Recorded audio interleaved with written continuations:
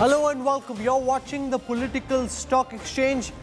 The BJP has decided to field heavyweight central ministers and MPs in the Madhya Pradesh battlefield. It's being said that the same strategy could be implemented in Rajasthan and in Chhattisgarh.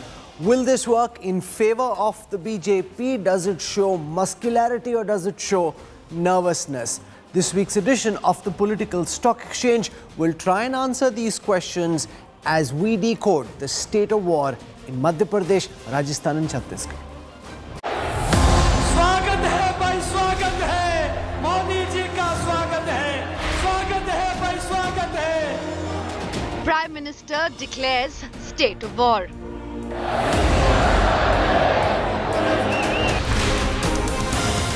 Enters key battleground states. Prime Minister slams Congress appeasement in Rajasthan. कपड़े सिलाने के बहाने लोग आते हैं और बिना डर, बिना खौफ के टेलर का गला काट देते हैं. Brands opposition anti-vikas in Madhya Pradesh. इन लोगों का सिर्फ एक ही काम है, देश की प्रगति से नफरत. Crucial semi-final before 2024 final. That is a big focus on Newstrack. It's the semi-final before the big 2024 general elections. The Prime Minister today was in battleground Rajasthan, where he launched a full-throated attack on the Congress and the Ashok Gehlot government. The Prime Minister raked up the beheading of Kanhaiya Lal and accused the Congress government of appeasement. A gruesome murder. The killers of tailor Kanhaiya Lal filmed the horrifying act and posted it online.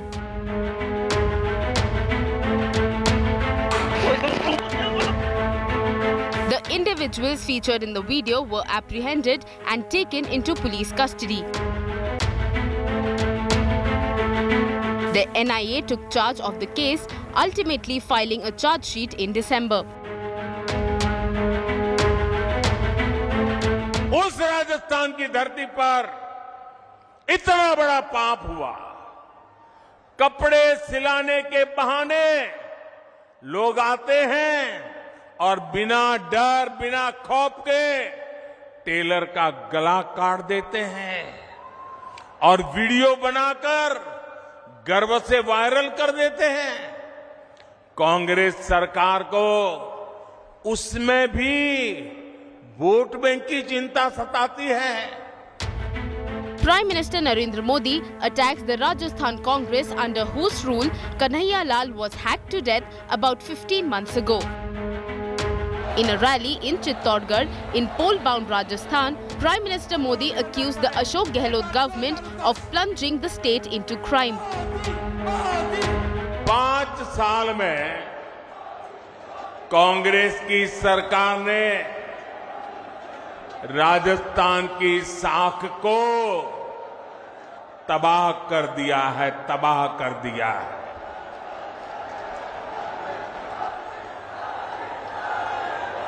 मैं इस मेवाड़ की धरती को साख से राख करके कहना चाहता हूं, जब यहां से खबरें आती है बहुत दुखी मन हो जाता है. आज जब अपराध की बात आती है तो कौन सा राज्य टॉप पर आता है? कौन सा राज्य? ये हमारा Rajasthan. The Prime Minister further alleged that the state's chief minister is embroiled in internal strife within the Congress party. यहां गहलोत जी सोते, जागते, बैठते, उठते मुख्यमंत्री की कुर्सी बचाने में लगे थे और आधी कांग्रेस उनकी कुर्सी गिराने में जुटी थी. जनता को अपने हाल पर छोड़कर ये लोग आपसी लड़ाई में ही व्यस्त रहे, हिसाब चुकता करने में लगे। अपने बेटों को सेट कैसे करना, इसलिए दूसरे के बेटों को कैसे उखाड़ देना। In response, the Congress party fired back. Party leader Sachin Pilot described the Prime Minister's frequent tours of Rajasthan as a sign of the BJP's imminent defeat in the state. जनता समझ रही है कि उनके आने का, दौरे लगाने का, बार बार करने का उद्देश्य क्या है। अगर राजस्थान के 8 करोड़ लोगों की भलाई की बात होती तो मैं समझता हूं जो पिछले 5 साल का कार्यकाल निकला है केंद्र सरकार का, उसमें सारे सांसद 25 और राजस्थान की जो विशेष मांगे थी उनको पूरा करने की चेष्टा भी नहीं करी गई। और अब पिछले 6-8 महीने में लगातार दौरे कर रहे हैं और सब जानते हैं कि दौरे राजनीतिक ज्यादा हैं और प्रशासनिक कम है। Trading accusations and promises, a charged atmosphere in Rajasthan in the run-up to state elections. Bureau Report, India Today. After Rajasthan, the Prime Minister was in Madhya Pradesh's Gwalior, which also goes to polls later this year. In Gwalior, Prime Minister Modi opened a fresh front against the Congress, accusing the party of playing caste politics and being anti-Vikas. MP का विकास वो लोग नहीं कर सकते जिनके पास ना तो कोई नई सोच है, न विकास का रोड मैप है। इन लोगों का सिर्फ एक ही काम है,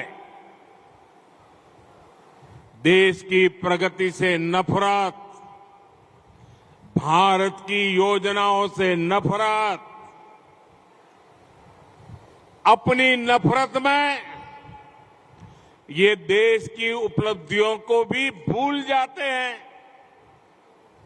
आज आप देखिए, पूरी दुनिया भारत का गौरवगान कर रही है। दुनिया में भारत का डंका बज रहा है कि नहीं बज रहा है? बज रहा है कि नहीं बज रहा है? आज दुनिया को भारत में अपना भविष्य दिखता है, लेकिन जो राजनीति में उलझे हुए हैं, कुर्सी के सिवा जिनको कुछ नजर नहीं आते, उन्हें आज दुनिया में हिंदुस्तान का डंका बजना भी अच्छा नहीं लगता है।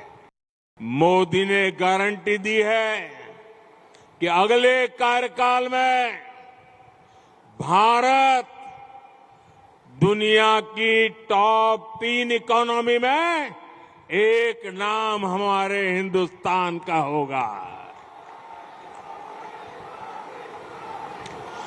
इससे भी सत्ता भूखे कुछ लोगों के पेट में दर्द हो रहा है। मेरे परिवारजनों, विकास विरोधी लोगों को देश ने 6 दशक दिए थे। 60 साल कोई कम समय नहीं होता है। अगर 9 साल में इतना काम हो सकता है तो 60 साल में कितना हो सकता था? उनके पास भी मौका था, वो नहीं कर पाए। ये उनकी नाकामी है। वो तब भी गरीबों की भावनाओं से खेलते थे, आज भी वही खेल खेल रहे हैं। वो तब भी जात पात के नाम पर समाज को बांटते थे, आज भी वही पाप कर रहे हैं। वो तब भी आकंठ भ्रष्टाचार में डूबे रहते थे और आज तो वो एक से बढ़कर एक घोर भ्रष्टाचारी हो गए हैं। वो तब भी सिर्फ और सिर्फ एक परिवार का गौरवगान करते थे, आज भी वही करने में वो अपना भविष्य देखते हैं। इसलिए उनको देश का गौरवगान पसंद नहीं आता। In this week's edition of the Political Stock Exchange, we want to look at the BJP's big decision of fielding senior cabinet ministers, members of parliament in the assembly elections. This was done initially in Chhattisgarh. The same has been done in Madhya Pradesh. Now there's talk about the strategy being replicated when the next lists come out in Rajasthan and in Telangana. To talk about the impact that this has and whether this shows aggression, muscularity, or does it show nervousness. We're joined on this week's edition of the Political Stock Exchange. I want to welcome first Yashwant Deshmukh, leads Sea Voter. That's the data agency that's doing this polling for us. We've got Dr. Sandeep Shastri, National Coordinator at the Lokniti Network, well-known cephalogist representing the two national parties. We've got Toheen Sinha, National Spokesperson of the BJP, squaring off against him. Dr. Shama Muhammad of the Congress. I want to go across and take the first question. The BJP has fielded MPs and union ministers in the upcoming assembly elections. According to you, will the BJP benefit from the strategy of fielding these big names in the assembly elections? Here are the answers. 41% think that this strategy will be beneficial. 34% say it will not be beneficial. 17% say it will benefit to some extent. That's almost 48% of the respondents thinking it will benefit either to a great extent or to some extent. 1/3 of the respondents feel the strategy will not be beneficial at all. Will this lead to more groupism, lobbying for who becomes the next chief minister? Let's take a look at the responses in this political stock exchange tracker. 46% of the respondents think that this will lead to more lobbying. 37% say no. But the interesting thing there is to look at this 63% of NDA supporters. 63% of NDA supporters, and it's in the NDA that this decision has been taken, feel that the decision to field more ministers and MPs will in fact increase lobbying for the post of Chief Minister. I want to go across and get our first set of reactions. I'll start with Yashwant Deshmukh. The headline number is that 6 out of 10 NDA supporters think that this decision to field MPs and ministers will increase the amount of lobbying for who gets to be Chief Minister next. Does that then make this a double-edged sword? It's good because you get these MPs, ministers galvanized, they'll fight their seats, try and ensure that there's a ripple effect on the neighboring seats. The backside though is the flip side though is you don't know who is in charge, and it increases groupism, factionalism, which is never good in an election. Well, Rahul, I can't really blame the BJP voters or NDA supporters because they are used to the idea of voting for a face. Remember, it's been almost like 30 years that BJP's political narrative has been questioning the opposition. आपका नेता कौन है? आपका CM कौन बनेगा? PM कौन बनेगा? चेहरा कौन है? आपकी टीम का लीडर कौन है? So all these questions has made in the last 3 decades BJP as the party which has been largely contesting election by giving up a face, even putting up a face. You know, even in states like Kerala where they find even single seats to win difficulty, they did put up. So in this election, they've decided in Rajasthan and in Chhattisgarh. Even in Madhya Pradesh to some extent, they're not making the next chief minister's face known clearly. They're going with this collective leadership under the watch of Prime Minister Modi. Does this help them in your view? Does this hurt them? It might or it might not help. You know, I mean, certainly these states are a bit different, kind of Karnataka-like situation where they decided way in advance that they have to phase out Mr. Yediyurappa. But over here, if they really wish to phase out the sitting faces, they should have probably done a little bit early in the game and came up with alternative faces. I guess what has happened over here is, Rahul, that the faces which they really wanted to phase out are not really phased out from the public memory as such, or largely BJP has been unable to give an alternative state leadership or project a name which could phase out the previous name. So in order to come over this handicap, they probably decide, okay, why not give all these second liners a chance, make them a regional kind of leaders in their own way, and throw a dice. Okay, if you can win, I mean, something like which Congress experimented in the Himachal election, that the 3 major regional candidates leaders they threw a challenge that, okay, whoever comes back with a larger number of MLAs, we will make that person the chief minister. So that Tuhin kind Sinha, of I was in Chhattisgarh over the weekend, and the biggest question there in BJP circles and outside is who will be the face? And the problem is, as I spoke to each of the BJP leaders, they're also wondering the same thing. They're all explaining why they're the best to be chief minister. Now, Yashwant makes an important point. The BJP for a very long time fought with a very clearly chosen face. Does this ambiguity run the risk of creating confusion, uncertainty in your ranks? Well, good evening, Rahul. Good evening, everybody. Well, I would say even in the past, there have been multiple elections where BJP has not gone ahead with a face. You know, some of the examples which come to my mind are 2014 Maharashtra elections, 2015 Jharkhand elections. And when it comes to Chhattisgarh, the issues are so strong. You know, the unabashed corruption, the multiplicity of scams that, you know, that is sufficient to send across the message. We have 4 or 5 brilliant leaders who have been very active on the ground, and any one of them could eventually succeed and become the chief minister. But on the other question that you were asking on the Madhya Pradesh, in the Madhya Pradesh elections where many of the MPs have been fielded, see, ours is a party where winnability and the larger cause for the party always holds precedence over personal ambition. So I have in the past, you know, in my 25 years of association with the BJP, I have seen central level leaders adapt very easily at the state level and vice versa. And we are also devising a customized plan. So what, you know, instead of a one-size-fits-all plan, which the Congress no, but it unsettles people. Goes ahead with, Now, let's look at the plight of Shivraj Singh Chouhan, your tallest leader in Madhya Pradesh. Yashwant Deshmukh's polls very clearly show that he is number one very clearly, and the other BJP leaders are much below him. Now, he hasn't got a ticket yet. He doesn't know whether he'll be chief minister next. And around him, everyone's wondering the same question. Will he come back? Will he be CM?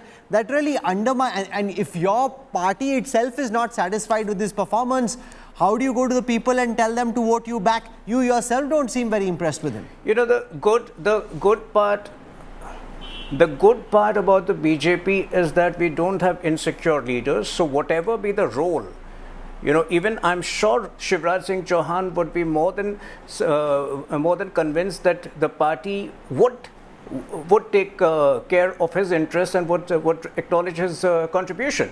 So for what I'm trying to say is that even in Maharashtra, you have seen that more than the pad, more than the designation, it's the responsibility which matters. And each of the karyakartas, each of the leaders have risen to the occasion because the larger cause over here becomes more important, which is winning the elections.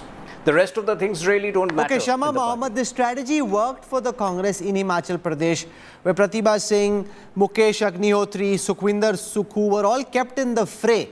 You know, you also run, let's see, we'll decide later. It's worked for you in the past, and therefore, there's no reason why the BJP should be anxious about whether this will work. Everyone's giving their best shot, and let the best man or woman triumph later. Hi, Rahul. I was listening to Tuhin right now. He was speaking of elections and his party like a corporate thing. You know, we have to understand this is a democracy. There are people who rise from grassroots levels. I have been working in my state, Kerala, and elsewhere, and I know what it is to do grassroots politics. They aim for certain things. Sometimes they aim for become a councillor, then a block president, then they want to become an MLA. So it is a step-by-step process. Now, if the central part is taking all this decision, then what happens to the state leaders? Now, you spoke about my state, Himachal. They are all state leaders. Nobody airlifted from elsewhere. And eventually... No, but none of these leaders have been airlifted either. Narendra Singh Tomar, Fagan Singh Kulaste, anybody who's been made to stand, Prahlad Patel or Kailash Vijayvargiya, they're all formidable leaders in their neck of the woods. Nobody is denying that, but they are members of parliament, central ministers coming in here. In the case of Sukhwinder Singh Sukhu, he has been a grassroots leader, and we have rewarded a grassroots leader. Let's understand that. Another very important question I want to ask the BJP today. They are talking about one nation, one poll. These ministers will, suppose they win, or the members of parliament win. then there will be a huge number of by-elections. Now, on one side, you talk about one election, one nation, one poll, and the other side, you say there are going to be by-elections. So everything to suit yourself. So let Tohin Sinha respond to it, because we saw this in Tripura as well, where leaders who are MPs were made to contest. Later, they were made to give up their assembly election seat. That's a waste of time, energy, resources. Will they stay on as ministers? Will they work in the state? Why put everyone under this uncertainty? Rahul, you need to understand that BJP has been in government in Madhya Pradesh for a good 20 years if you remove the 1.5 years in between. So some amount of anti-incumbency is bound to happen, and to thwart that, to circumvent that, we are employing surprises. But let me also tell you that we have a customized plan for each state. What works in Madhya Pradesh may not work in Tamil Nadu. It may not work in another state. And that is the beauty of this BJP. It is always on its feet. Okay, personal let ambition Sandeep is not Shastri as respond to that. important Now, as here's the thing. Which, BJP earlier used to say, chehra batao. Now, they are working the strategy for every state based on what's happening in that state. Net, do you think this is advantageous for the BJP, or could it prove counterproductive because everyone's unsettled? Rahul, the BJP hopes with one arrow to hit many targets. Let me quickly tell you 4 targets they are hoping to achieve. Number 1, it brings in the surprise element which BJP is always known for.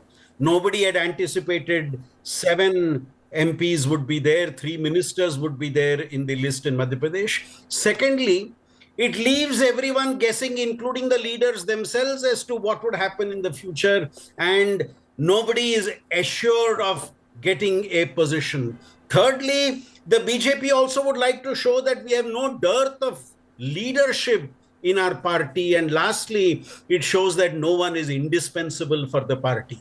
However, I think the point being made that when you field MPs, especially 3 of them ministers in the government, and if they were all to win, are we going to then see 7 by-elections to the Lok Sabha and the Rajya Sabha? What happens to the central ministries that they are handling in the last 7-8 months of the BJP government? If they are going to be retained at the center, you are going to cause 7 by-elections in the state, assuming that these leaders win. If they do not win, of course, there is no challenge which comes up here. So I think these are some of the issues that come up. And as I said, the BJP's aim very clearly is hit many targets with one arrow. Okay. In fact, some of these leaders have said that they too are surprised by the party's decision to field them. Some didn't comment. The likes of Kailash Vijayvargiya said they weren't expecting this. They weren't particularly keen on contesting. So they've actually come out in public and said that. Let's listen in. अंदर से खुश नहीं, सच कह रहा हूँ, इसलिए कि मेरी लड़ने की इच्छा ही नहीं थी, 1% भी इच्छा नहीं थी। एक माइंडसेट होता है ना लड़ने का, अपने को तो जाना भाषण, अब बड़े नेता हो गए, अब हाथ जोड़ने का जाते, तो भाषण देना और निकल जाना, भाषण देना और निकल जाना, ये सोचा था हमने तो प्लान ये बनाया था कि रोज 8 सभा करनी है, 5 हेलीकॉप्टर से और 3 कार से। पर आप जो सोचते वो होता क्या, भगवान की जो इच्छा होती है वही होता है। Kailash Vijayvargiya making no bones of the fact that he too is surprised by the fact that he has to fight, and he didn't particularly want to do so. Okay, so can the BJP avoid anti-incumbency by using this formula in the 2024 elections? By cancelling the tickets of sitting MPs and fielding new faces. So let's take a look at the responses to this question. Does this cut anti-incumbency by putting up new faces?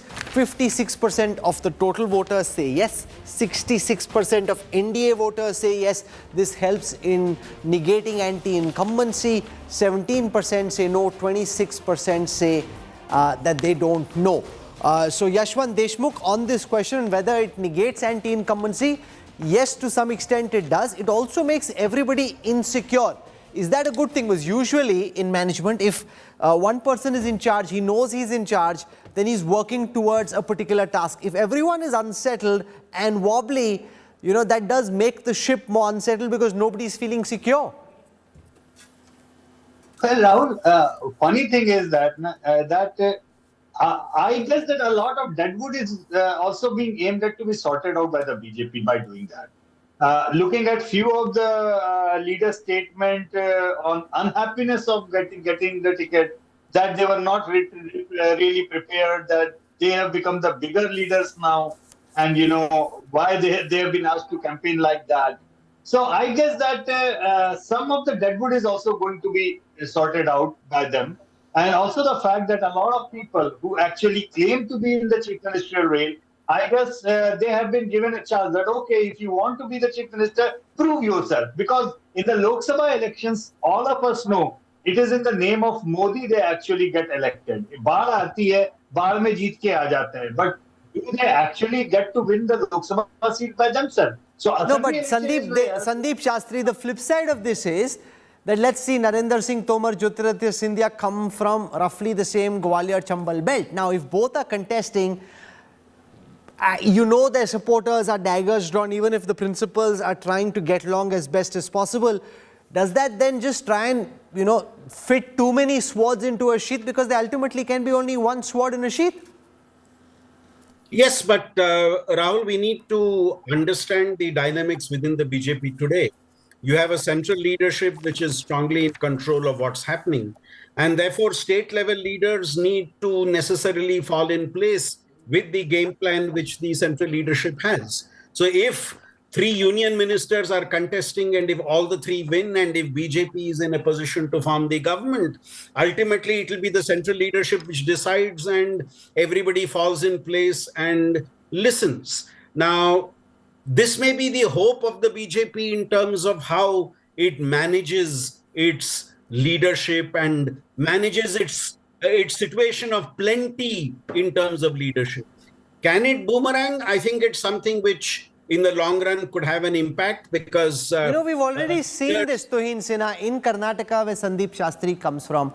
No matter what B.S. Yedurappa said, ultimately there were 10 plus MLAs belonging to the Yedurappa camp who won on non-BJP tickets. Now, if somebody like a Vasundhara Raje Scindia, who's as formidable as she is in Rajasthan, doesn't give it her all, Yashwant's polls show her as the #1 most recognizable face, most wanted face of the BJP in Rajasthan. But for whatever reason, if she's not picked, if Shivraj Singh Chouhan is unsettled, I met with Dr. Raman Singh, the former Chief Minister of Chhattisgarh, if all of them are unsettled, they may not be able to give their all, and if they don't give their all, ultimately it proves expensive, and there's no way for the party to control that, because in Karnataka, Yedurappa did what he did, and you figured out what he did only after the results came out.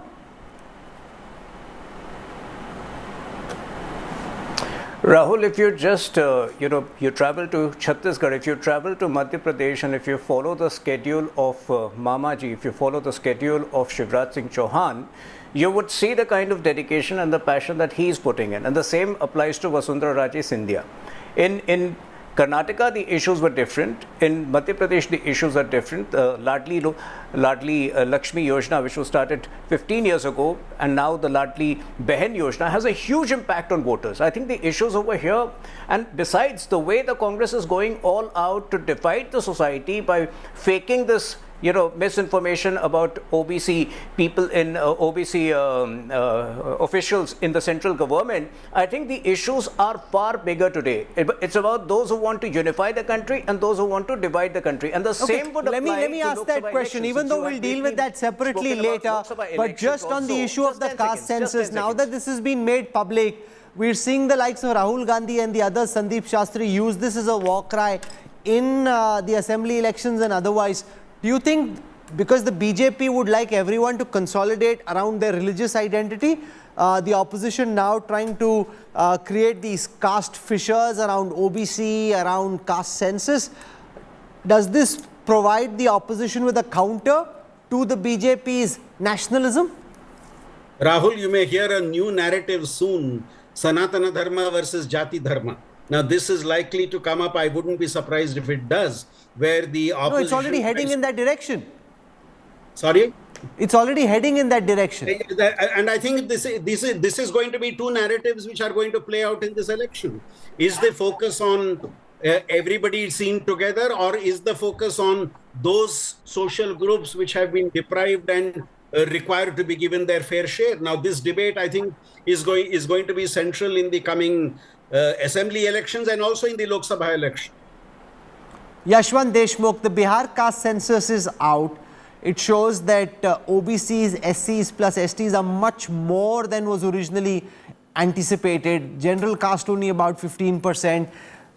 The opposition is making this a big deal. Even the Congress has come around to the demand of a caste census, which they were opposing when they were in government. Can this Sanatan Dharma versus your caste become a war cry for the opposition? Well, they can try for sure, but I don't know how much it is going to work on those lines. The Mandal Kamandal politics of the 80s, can it be played out again on the line of social injustice or social justice, whichever way you look at it? What finds me difficult to answer this question is the empirical data, Rahul, that in the 80s, the BJP was an upper caste, urban, middle class, higher income group kind of a party. The BJP under Narendra Modi is a different game altogether. The reason Narendra Modi got the 2014 and 19 mandate because he managed to get majority of the scheduled caste, majority of the scheduled tribe, and majority of the OBCs voting for the BJP. So, largely speaking, all these parties who have a caste line identity of politics, barring the one major caste, for example, the Yadavs in Bihar or Yadavs in Uttar Pradesh, and so on in different states. Barring that major one particular caste, the rest of the scheduled caste, rest of the tribes, rest of the OBCs, which form almost like the 70 to 80% of these blocks, have not been following that kind of a line of politics which they would have liked them to vote on. So no, but we also know, like was the case in 2015 in Bihar, when communities rally around their caste, that can prove and has proven to be a counterfoil to a religious nationalism. But Rahul, counter to that is that, the same kind of identity politics get resolved when we look into the national election. So we know for sure a significant number of Yadavs in Bihar, significant number of Yadavs even in Uttar Pradesh voted for Narendra Modi when the Lok Sabha elections came in. So there, what I see that the identity politics plays a very important role in the local election. But as they tend to go into the upper ladder of election at the state and the central level, these identities are no more the defining factors the way it used to be in the 80s. Sure, but the question is, what do you put first, your caste identity or your religious identity? And the opposition, in a rather regressive fashion, this is not modern contemporary politics. And I want to put that question to Shama Mohammed, because when you were in opposition, when you were in government, you were opposing the caste, and this is just opportunism of the most brazen kind, because while you were in government, Shama, you were opposing all of what you are now pitching for. This is just as a desperate attempt to counter the popularity of the Modi government. Okay, Rahul, before I come to that, couple of points. One is that what I see today, when the state governments, when they're getting MPs and MLAs, MPs from, or the cabinet ministers, the reason is being they're rattled, because I'm telling you today, we are winning Madhya Pradesh, we are winning Chhattisgarh, we are winning Rajasthan. It is very clear that we are winning all these states, including Telangana. So we are up there, and hence we have strong state leaders. Let's understand that. He said just now to him that he has a passion. There's a lot of passion shown by Shivraj Singh Chouhan. Then my question to him is, why not give him the ticket and ask him to lead? They had a Parivartan Yatra in Rajasthan. And in that Yatra, there was hardly anyone. They had to stop the Yatra. None of the women came because they did not project Vasundhara Raje. So these are all open secrets out there. The other important thing is that they are worried in Madhya Pradesh because the highest number of atrocities against Dalits and the SCs are in Madhya Pradesh. 63.9% are the cases in SC atrocities against SCs. And Dalits, every day they have 20 cases. We all know what recently happened, the urinating incident, as well as the... Okay, so let me take the... Okay, fair enough. Let me take the... You didn't answer my question. I want you not to diverge. Just come straight to the point and answer my question about how, by pushing the caste census, the Congress is now trying to do what they were opposing while they were in government. This is rank political opportunism. Respond to this question. Rahul, we are the one who did the caste census. Only the report did not come out. You know that very well. In 2011, we did it. We asked for a caste census. Only thing is the report did not come out. I don't know why you're saying we are against it. From where do you get that?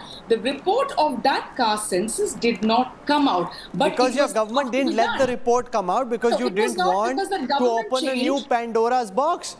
No, the government changed. And also, let's understand what has happened in the last 9.5 years. The atrocities you see against Dalits, against SCs, against STs, against the backward classes, against the minorities. It's gone up. I mean, you have seen what is happening. You saw what happened in New. You saw the lynching incident. But that doesn't really change with the caste census. No matter what the Congress spokesperson is saying, let's be very clear that the Congress and the opposition is pushing the idea of a caste census because they believe this provides a counterfoil to religion and to nationalism, because you can't deal with the Prime Minister and the BJP on the issue of religion, polarization and the issue of nationalism. Therefore, you prop up the idea of a caste census. Let's take the next question. Will the BJP benefit or suffer losses by contesting assembly elections without a chief ministerial candidate? Here are the responses in our poll. 41% of the overall respondents think it will benefit the BJP. 43% say no, they will suffer a loss. So more people think that there will be a loss than those who think that the BJP will benefit from this strategy. Yashwant Deshmukh, how do you read these numbers? 43 versus 41. 43% of the respondents feeling that the BJP will be negatively impacted because it doesn't have a chief ministerial face.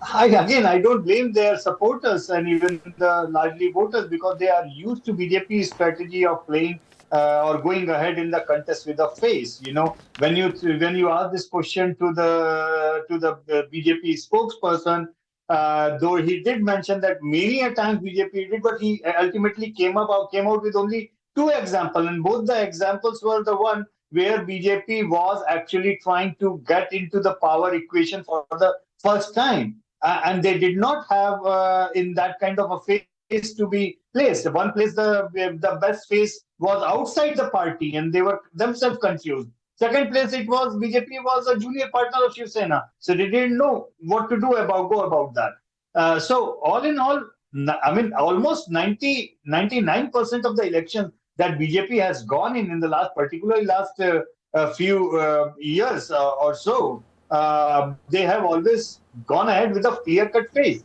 So obviously, it's a fresh new strategy.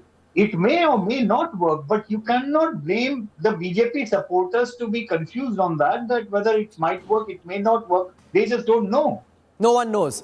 If it works out, it's Chanakya Niti, it's a political masterstroke. If it backfires, well, then, you know, the BJP couldn't read the writing on the wall. They shouldn't have undermined the regional satraps. You know, Panditri is easy. So Yashwant Deshmukh and Sandeep Shastri have it much easier than those in the BJP and the Congress making the strategy, because hindsight is always 20/20.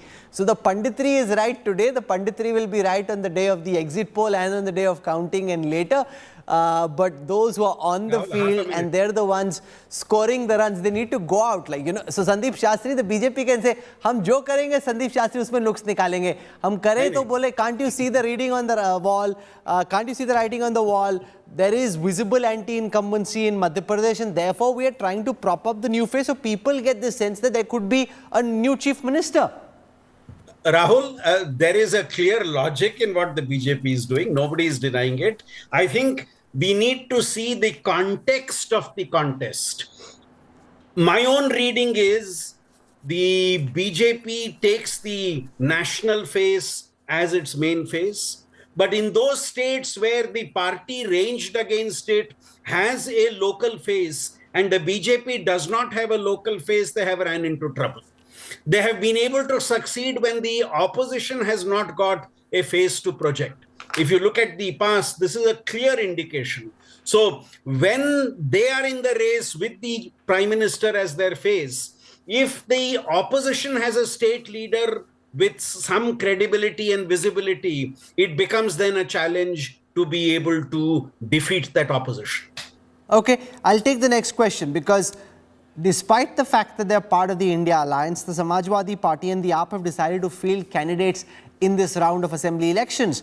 What does this mean about the opposition alliance's strategy and about their cohesiveness? When the Sea Voter team asked this question, here are the responses on the political stock exchange. The opposition alliance India has not been able to formulate any strategy yet. That's the view of 33% of the respondents. The strategy of the opposition alliance is to contest assembly elections separately and fight the Lok Sabha elections together. 42% of the respondents feel this way. Don't know, can't say, 25%. That's a very high percentage of don't know, can't say. But is this confusing? Yashwant Deshmukh, or do most people get it? They'll fight the Lok Sabha election together. I think most of them are. I think Rahul, most of them are getting it simply because if you look into the 67, 77, or 89 experiments, they were in those opposition experiments. BJP did contest alongside all the left parties, CPI and CPM. They did not go into an alliance, but there was an understanding of sorts.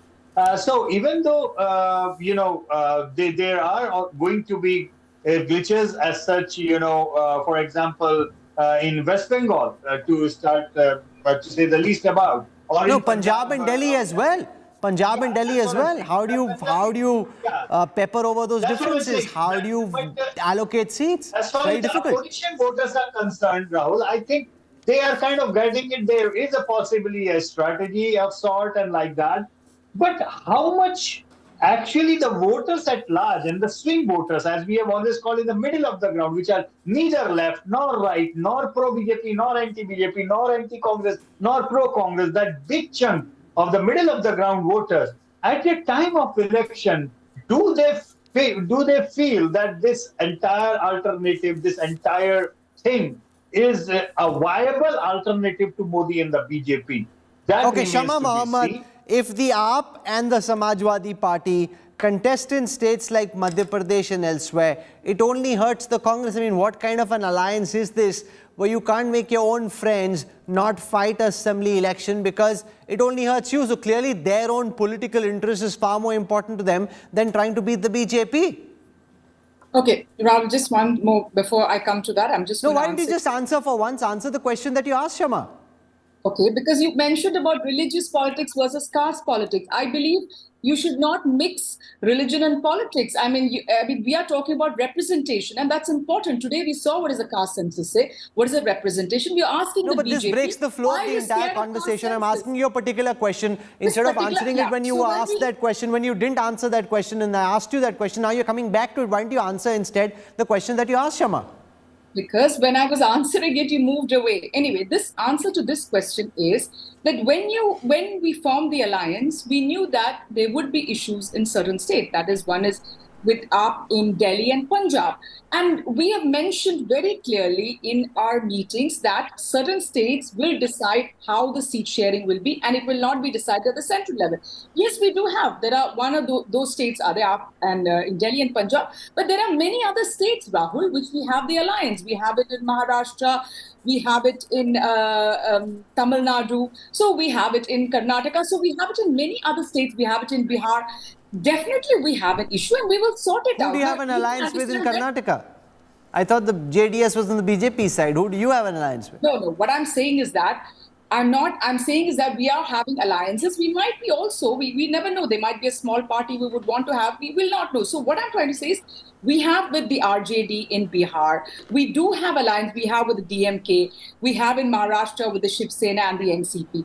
So we do know that there are, and in Jammu and Kashmir, there's the National Conference. So we do know that we have in certain areas, we will have issues and we will sort out. You have to understand. Sandeep Shastri, do you see the Congress and a party like the AAP be able to work around their differences in Delhi and Punjab? Or given the fact that Khaira has been arrested, the fact that Kejriwal and Bhagwant Mann have justified and doubled down on the arrest, it is highly unlikely that there will be any kind of a compromise and understanding. Rahul, the real glue of this alliance was to be seen in these crucial states we have just now talked about. I think an attempt to make a virtue of a necessity is being projected by saying this is not for assembly elections, this is only for the Lok Sabha elections. But let us remember, you are in opposition, and if you have to deal with the NDA, you can't say it's only in the Lok Sabha election and not in the assembly election. I'm reminded of what used to be said in 1978, divided we fall, united we stand. And I would differ slightly from Yashwant ji. 1977 and 89 was very different, and now it's very different. And unless this alliance from the beginning is able to demonstrate its unity, I think it will be a huge challenge in being able to, in any way, give a tough fight to the NDA then. Okay, the idea of the India alliance, far more potent than the reality. There are very serious differences in states like Punjab, states like Delhi, and therefore will they be able to come together? You know, it's where both the parties are relatively equally placed that it's tough to allocate seats. In a state like Uttar Pradesh, the SP is much bigger than the Congress, and therefore that's relatively easier. In a state like Tamil Nadu, they had an alliance even earlier with the DMK, so nothing really turns on it. It is, as Sandeep Shastri says, in these contentious states, whether you're able to arrive at an alliance, that the efficacy of the idea of the India alliance is actually tested. The other big political story this week is the story about the caste census. The political stock exchange tracker team is working with C-Voter with a whole bunch of questions on whether the caste census has some efficacy. How do people perceive? Do they want that there be a caste census? So we'll have that out for you later in the week. But I want to thank our guests, Yashwant Deshmukh, Sandeep Shastri, Tuhin Sinha, Shama Mohammed for joining us. When we come back with the next edition of the Political Stock Exchange, we will show you what people think of the caste census. Meanwhile, I want to give you a quick heads up. We've got the India Today Mumbai Conclave happening this week in Mumbai. Here's a preview of what to expect, and I'm looking forward to seeing you in Mumbai for the India Today Conclave. India Today Conclave 2023, October 4th and 5th, Mumbai.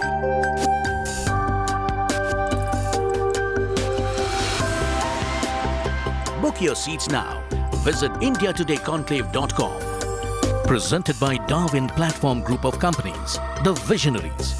Knowledge partner NL Dalmia Institute of Management Studies and Research. Tourism partner Gujarat Tourism. Conclave partner Motwani Jadeja Foundation. Celebration partner Radico, Spirit of Excellence. Jewelry partner De Beers, Forever Mark. Luxury partner Mercedes-Benz.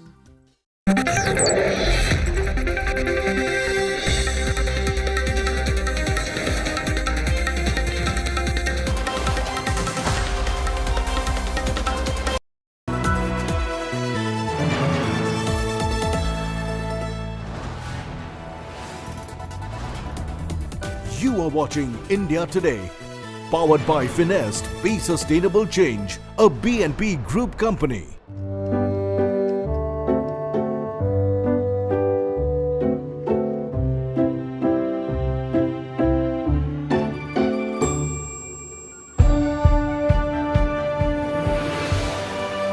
Colors by Cola makes you wish everything was as vibrant.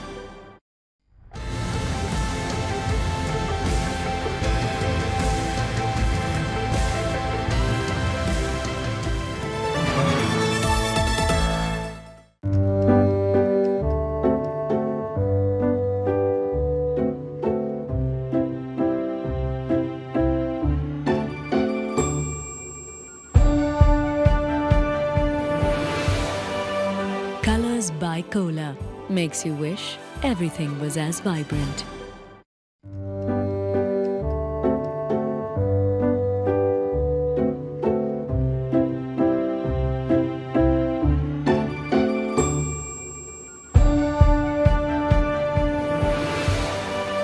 Colors by Cola makes you wish everything was as vibrant.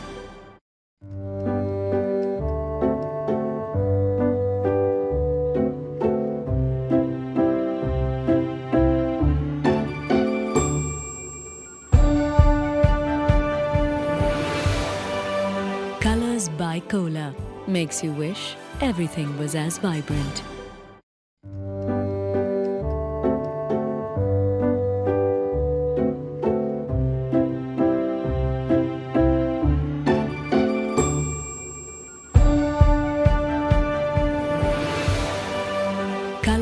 by Cola makes you wish everything was as vibrant.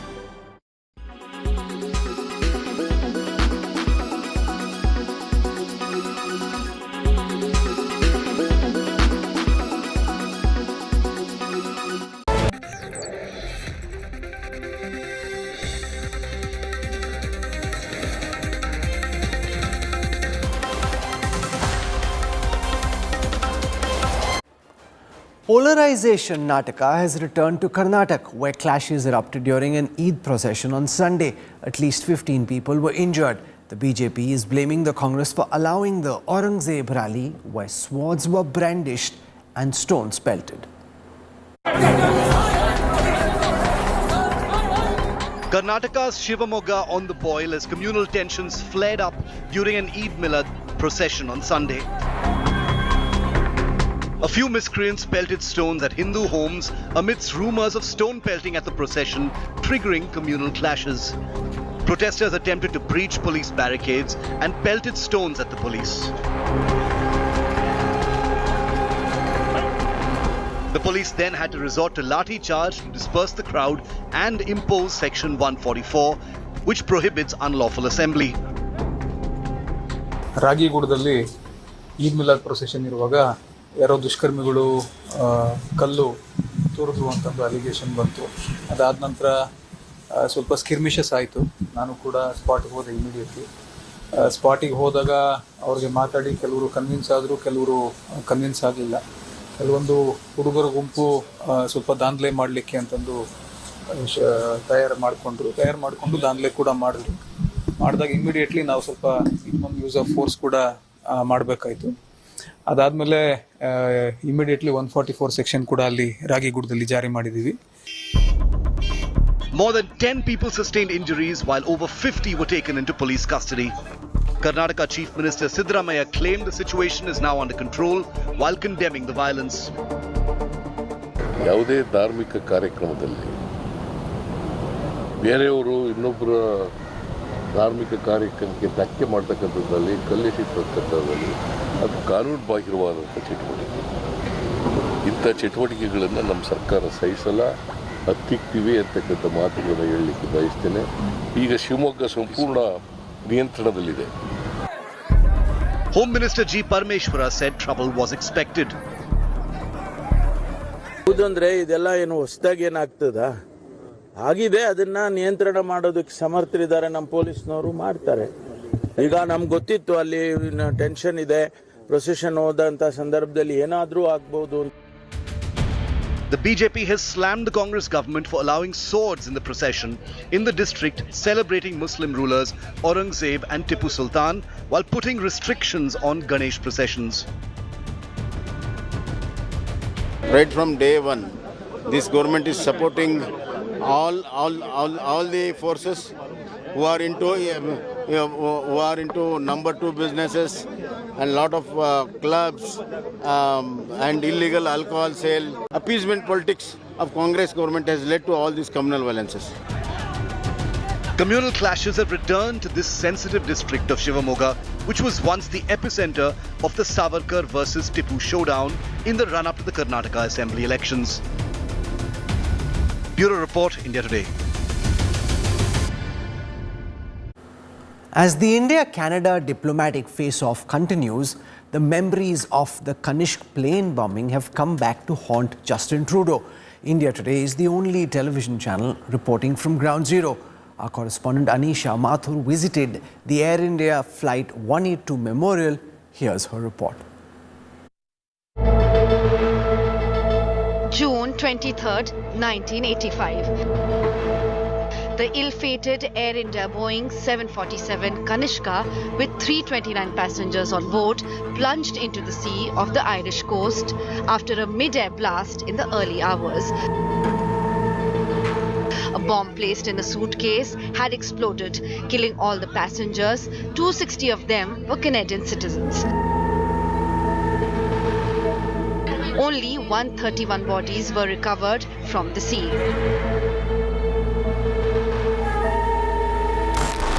Fast forward to 2023. Amid rising diplomatic tensions between Ottawa and New Delhi, The deadly bombing is back in the news. India Today visited the Air India Flight 182 Memorial in Toronto. The memorial is visited by hundreds of people every day.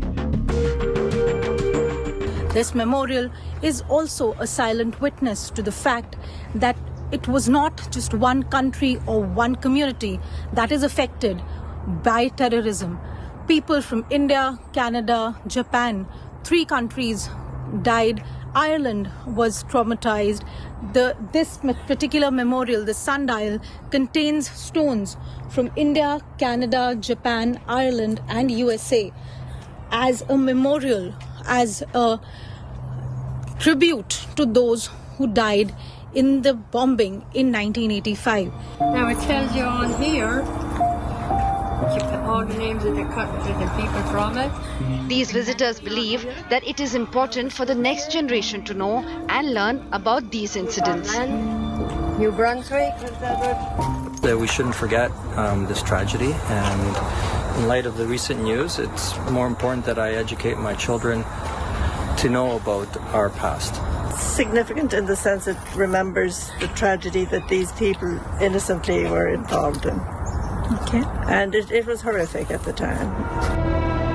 Earlier, India Today also spoke to a victim of the bombing who lost his family in the attack. You know, it was not, the tapes were not erased by mistake or lost. They were wiped clean. Yes. The evidence was all there. They test fired the bomb 2 weeks before the actual bomb. So let's understand that this is a state that has looked the other way. And they cannot now point fingers at India 38 years later and say, you know, this happened and this guy is our citizen. Because it was all their citizens who killed our people. My family. I know so many other families. I know so many other victims' families, I mean, who have bonded with me over these years. So that is a shocker for me. The Canadian courts acquitted all the suspects at different points in time, citing factual errors and credibility issues in the evidence gathered. Even as India-Canada relations hit the rock bottom, victims still await justice by the Canadian authorities. With Anisha Mathur in Canada, Bureau Report, India Today.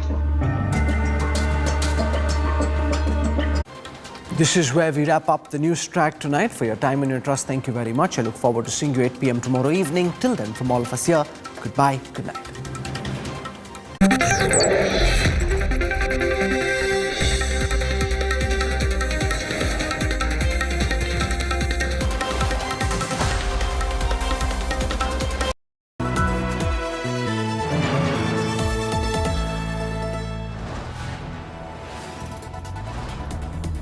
You are watching India Today, powered by Finest, Be Sustainable Change, a BNP Group company.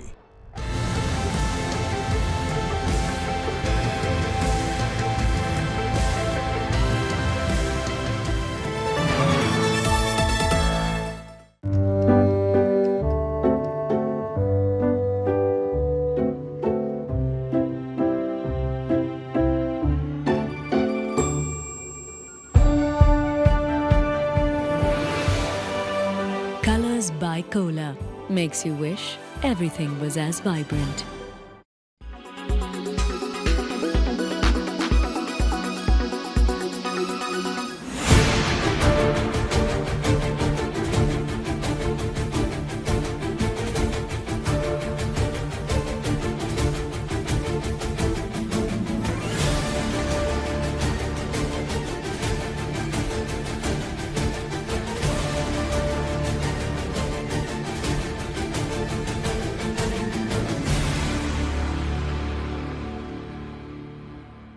Weather forecast now. Delhi, maximum 37 and minimum 23 degrees. Mumbai, maximum 29 and minimum 25 degrees. Kolkata, maximum 32 and minimum 25 degrees.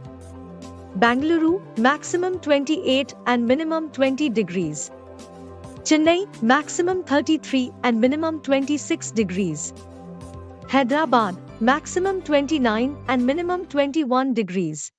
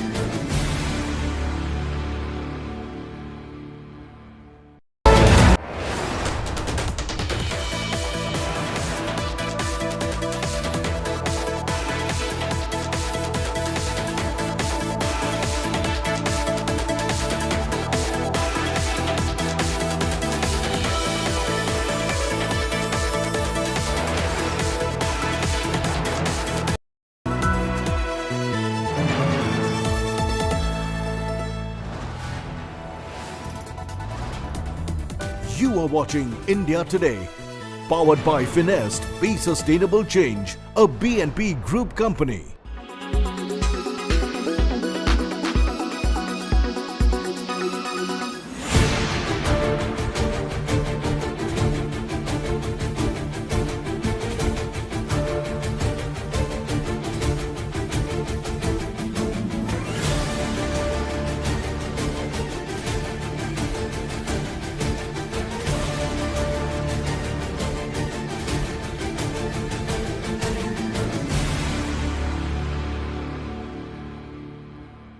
Weather forecast now. Delhi, maximum 37 and minimum 23 degrees. Mumbai, maximum 29 and minimum 25 degrees. Kolkata, maximum 32 and minimum 25 degrees. Bangalore, maximum 28 and minimum 20 degrees. Chennai, maximum 33 and minimum 26 degrees. Hyderabad, maximum 29 and minimum 21 degrees.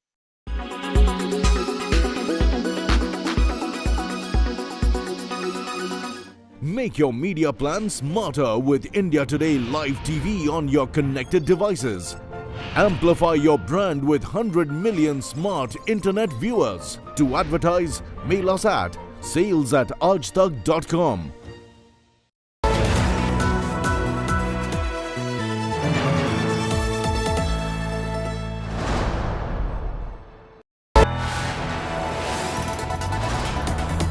You are watching India Today, powered by Finest, Be Sustainable Change, a BNP Group company.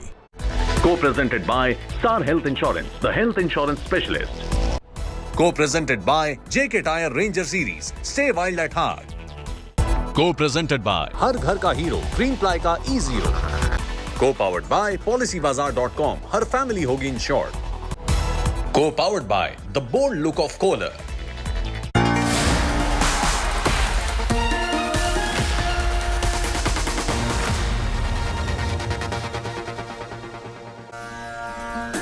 Good evening, you're watching News Today. I'm Preeti Chaudhary. Two big stories coming in. The Bihar government has made public its caste census data. What could be the implications of that? And on the other front, the Prime Minister was in Rajasthan with the Modi guarantee card. All of that coming up in the course of the next 45 minutes. I'm Preeti Chaudhary. These are the headlines. Prime Minister Modi tears into the Gehlot government, invokes Kanhaiya Lal's murder in Udaipur, calls it an unforgivable sin. Rigs up Bhilwara gang rape, claims Beti is not safe in Rajasthan, calls his guarantees the Modi guarantee. Nitish Kumar government releases Bihar caste survey, triggers a political storm. While Nitish Kumar hails it as a historic moment, the BJP calls it an eyewash. Funds for Bengal showdown escalates, high drama at TMC protest in Delhi. Abhishek Banerjee alleges conspiracy to stop protests. Saffron Party hits back, says corrupt TMC protesting on the streets. Tension simmers over violence during Eid-e-Milan procession in Karnataka, Shimoga. Cops claim stones pelted during rally. Chief Minister Siddaramaiah claims stones pelted at the yatra. Then a close shave for the national capital as a big terror module was busted. 3 terrorist planned attacks in North India nabbed with chemicals for IEDs.